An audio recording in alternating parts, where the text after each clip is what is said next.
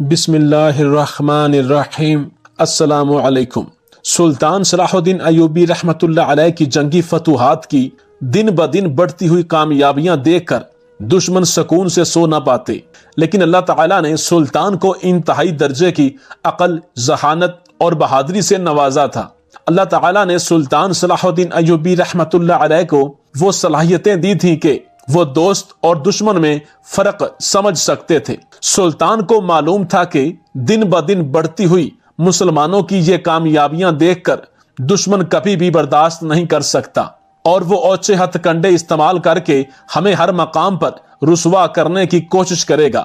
مصر کا سب سے زیادہ مشہور تجارتی قبیلہ جب سلطان صلاح الدین ایوبی رحمۃ اللہ علیہ نے فتح کیا، کیونکہ یہ قبیلہ ایک سونے کی چڑیا تھی۔ یہ قبیلہ پورے مصر کے تمام بازاروں میں سب سے زیادہ اہمیت کا حامل تھا۔ اس قبیلے کا تجارتی بازار سب سے بڑا تھا، اور یہ قبیلہ تجارت کے لحاظ سے سب سے مشہور اور اہم تھا۔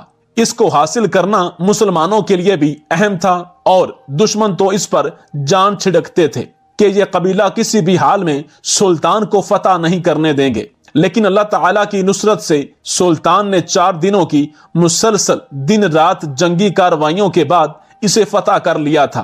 دوستو، یہ واقعہ انتہائی قیمتی اور سلطان صلاح الدین ایوبی رحمۃ اللہ علیہ کی ذہانت اور عقل مندانہ فیصلوں سے بھرا ہوا ہے، جسے سن کر آپ کو سلطان صلاح الدین ایوبی کا مسلمانوں کا سلطان ہونے پر فخر محسوس ہوگا۔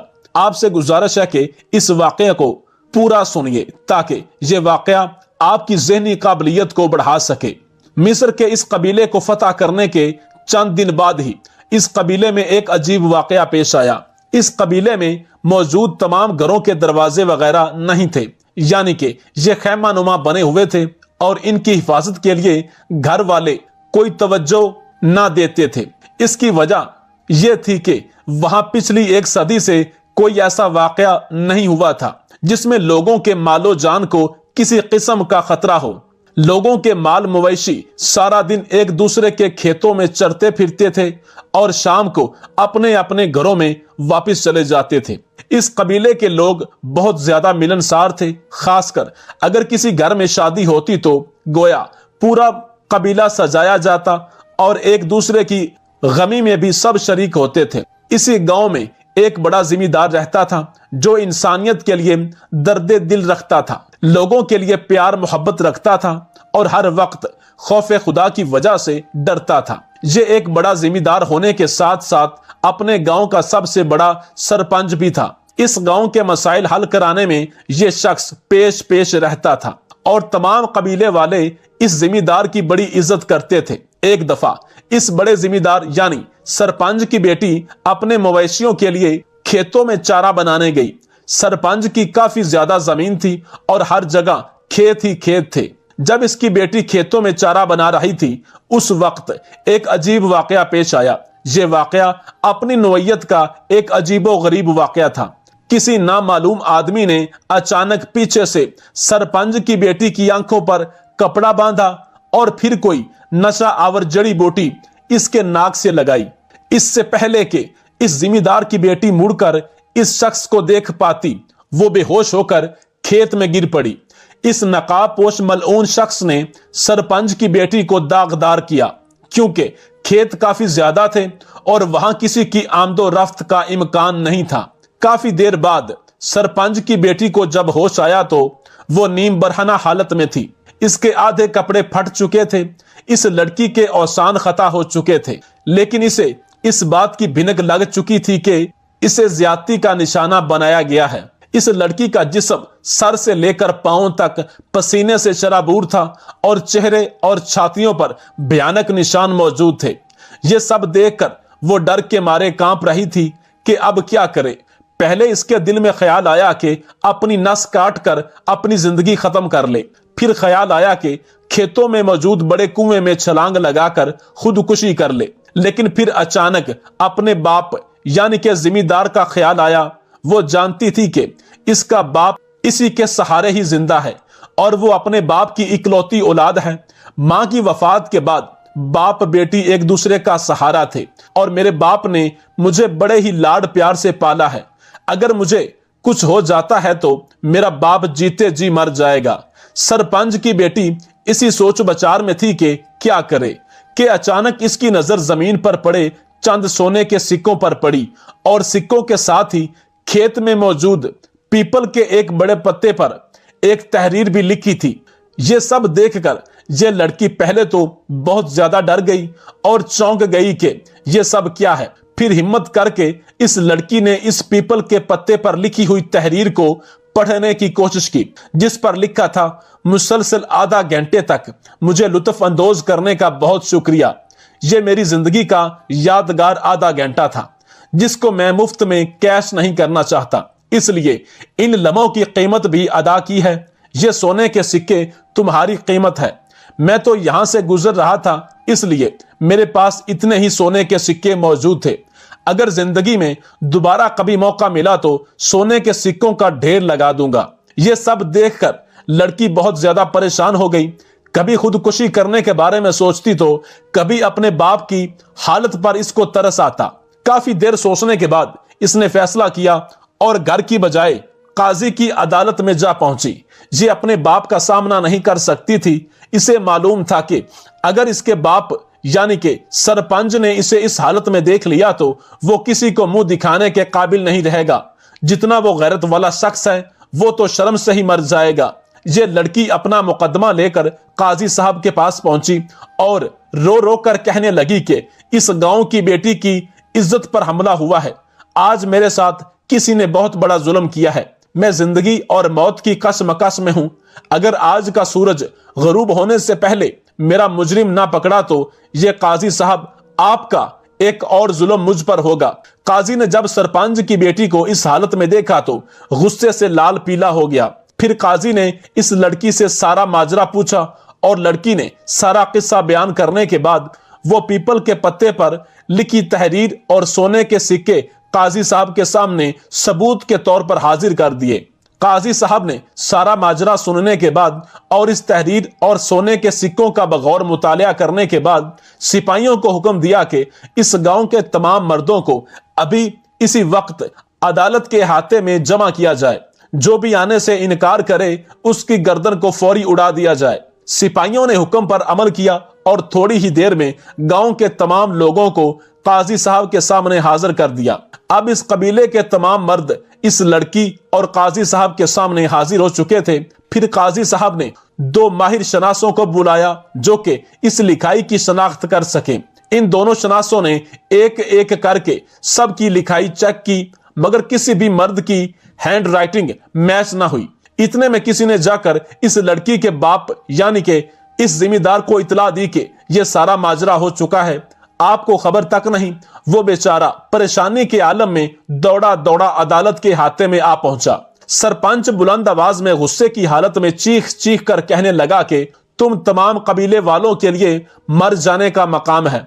मैंने तुम लोगों के हकूक की जंग लड़ी, जिस कौम की फलाह के लिए दिन रात मेहनत की, उसका मुझे तुम लोगों ने यह सिला दिया है। तुमने मेरी बेटी को ही दागदार कर डाला। अदालत में मौजूद इस कबीले के तमाम लोगों ने इंतहाई हमदर्दी से कहा कि यह जुर्म करने से पहले हम हलाक ना हो जाते। हमने ऐसा कुछ नहीं किया। हम तुम्हारी बेटी को अपनी सगी बहनों से, सगी बेटियों से बढ़कर समझते हैं। अदालत में मौजूद एक बूढ़े दाना शख्स ने कहा कि काजी साहब, सरपंच की बेटी के साथ ज्यादती करने वाला शख्स बड़ा चालाक था। ऐसे महसूस होता है जैसे इसके दिल में इंतकाम की आग जल रही थी, वरना वो पत्ते पर तहरीर ना लिखता और ना ही सोने के सिक्के रख कर जाता। मुझे तो कोई ये साजिश लगती है।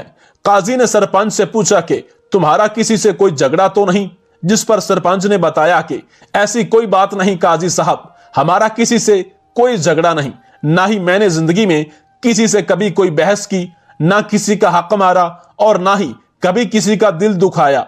सरपंच ने गुस्से की हालत में काजी साहब से कहा कि मुझे आज ही अपनी बेटी का मुजरिम हर हाल में चाहिए।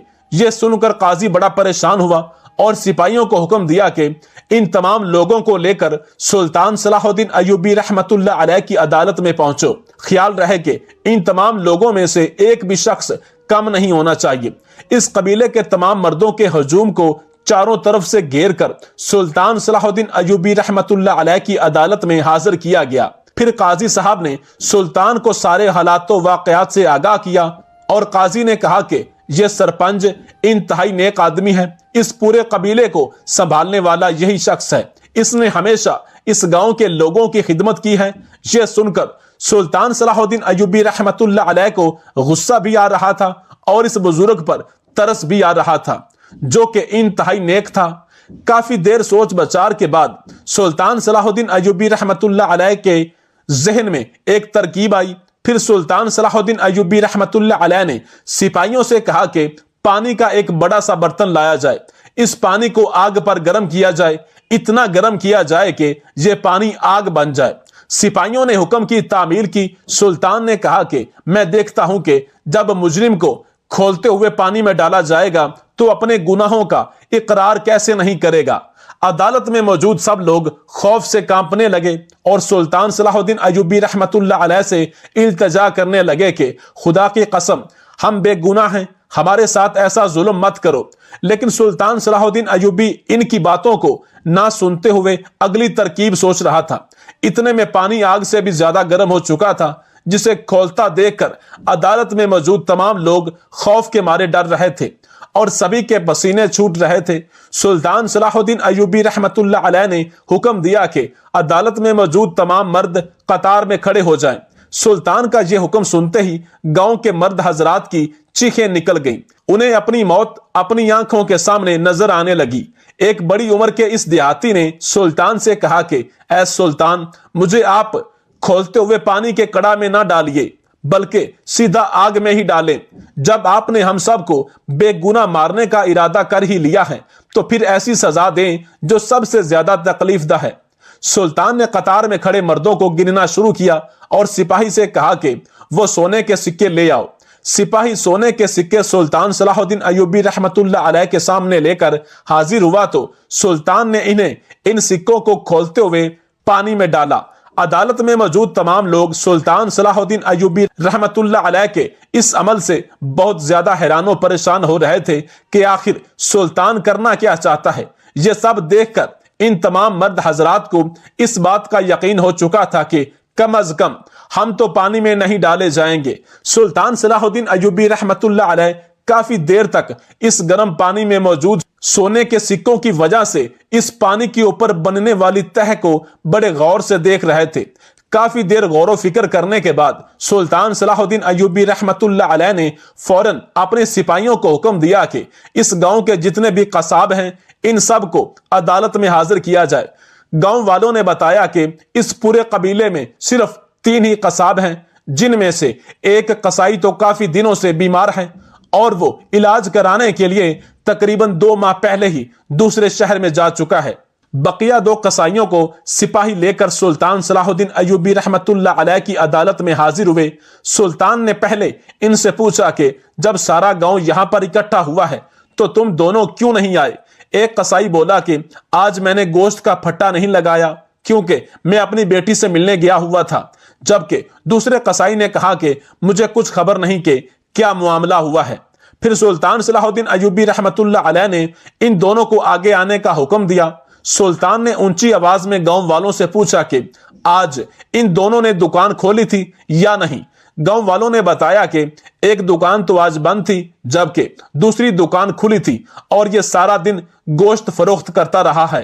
फिर सुल्तान सलाहुद्दीन अय्यूबी रहमतुल्लाह अलैह ने सिपाहियों को हुक्म दिया कि जिस आदमी की दुकान आज खुली थी इसको पकड़कर जिंदार में डालो और इसको उस वक्त तक मारते रहो जब तक कि ये अपना जुर्म कबूल ना कर ले। अगर फिर भी ये अपना जुर्म कबूल ना करे तो इस कड़ाहा के आग जैसे पानी में इसको डालकर इसका जुर्म कबूल करवाया जाएगा। अभी सिपाही इस कसाई को लेकर जिंदान की तरफ मारने के लिए जा रहे थे।